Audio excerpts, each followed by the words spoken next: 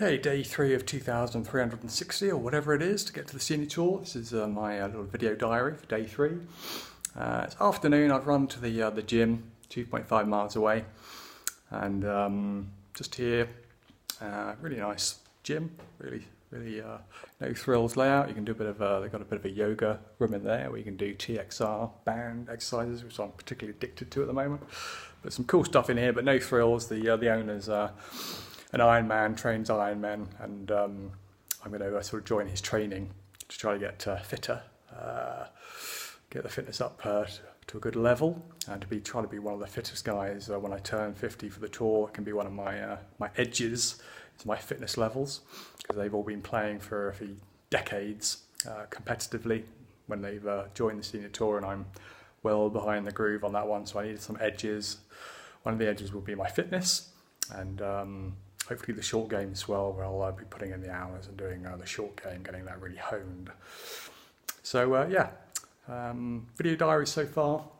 The first 3 days, really it's been a bit longer than that, but officially, because I set the website up on day 1, so on Sunday, a couple of days ago.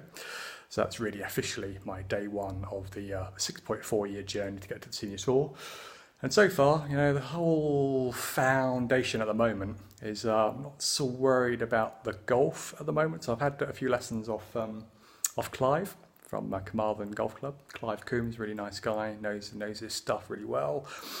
And that's been going very well, but really that's kind of bottom of the list at the moment, because I've got so long, 6.4 years to get there, to qualify for the tour. It's all about getting the body at the moment fit, and the mind strong, mentally strong, grit. So one of the books I've read recently, well, actually the book that got me into this, to choose this goal of getting to the qualifying tour, was a book called Grit by Angela Duckworth. Really good book, highly recommend it. So that's got me here, and it's another good book I've read recently that was recommended by an old university friend of mine. He does IronMan in Australia, and he recommended a couple of books. And You Can't Hurt Me or Can't Hurt Me was a really good one, and Finding Ultra was another really good one, all about kind of people who have upped their level physically to basically inspire us to realise what we can do physically. So they've been very good to inspire me physically to get to really. The one guy, David Goggins from Can't Hurt Me, his whole thing is a Navy SEAL, and his thing was 40%. So we really, very few of us get past.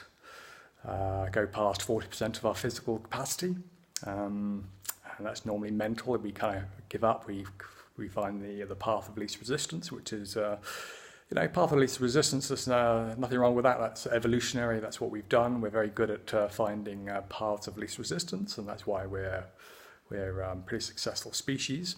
But it can be sort of limiting. We can find ourselves in a rut and just getting by, really.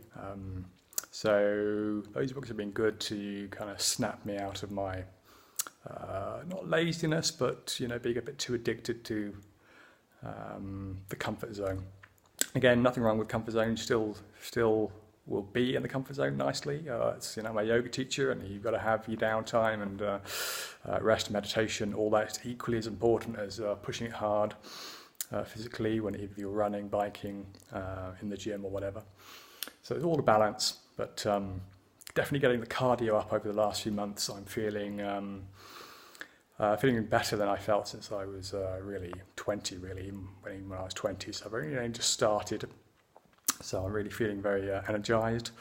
I've been on a vegan diet really for about 3 years now, and so that's worked well, and that should help with keeping the fitness, being really one of the fittest players come 6.4 years down the line when I'm qualifying for the tour. So the foundation is keep the fitness going, get really fit, and then I've got to get disciplined with my calendar. So I'm using Google Calendar. Get really disciplined with what I'm doing. Chunk my time. Get disciplined with the time, and show up to what I've chunked in the diary. So that's something I've been lazy with. I've had my own business, and I can pretty much do what I want when I want, and that's kind of got me a bit lazy really with how what I do with my time. So scheduling, getting disciplined with the time is the next big thing. But at the moment, every day, it's when I get up, it's okay. I've got to do an hour, 2 or 3 of the fitness, and that's been working really well. So I'm getting the energy levels up, and the discipline is getting there. So now I'm feeling ready to tackle the calendar better. I'm sort of planning the days fairly well, but just day by day. But I need to plan the week, plan the month, and even really plan backwards from 6.4 years even, and schedule stuff in advance and stick to it. So success is boring in the end. Well, not boring, but it's just showing up really. So showing up to the diary and making sure I've scheduled a nice week in, and I know what I'm doing, and I don't have to suffer from decision fatigue. So if you don't have that, I can see that's what I have. I wake up in the morning and I haven't really got my plan. There's a million billion different things that you could be doing. But if that was all planned out a week in advance, we're doing at say 8 o'clock, from 9 o'clock, from 12 to 1, you just show up and you do as good as you can in that chunked time. But if you have to think about what you're doing and you haven't scheduled it in, it's impossible for me to reach the goal. So that's my next step. So that's it. I better get it to the gym. So today I'm going to be doing some golf-related exercises. I had a good lesson off Clive yesterday, and I filmed myself. And I know what I've got to work on today in the gym is I kind of move off the ball a little bit with the hips, only fractionally, but I do that with the chips as well, with the long game, moving off too early with the legs a fraction. You're talking probably an inch, but they've got to be really steady, really rock-like with the legs, and swing back and feel very wide at the top without moving off the ball.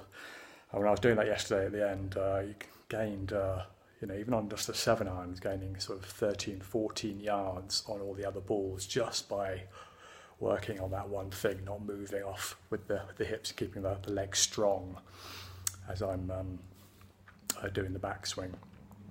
So I shall hopefully continue doing these diaries.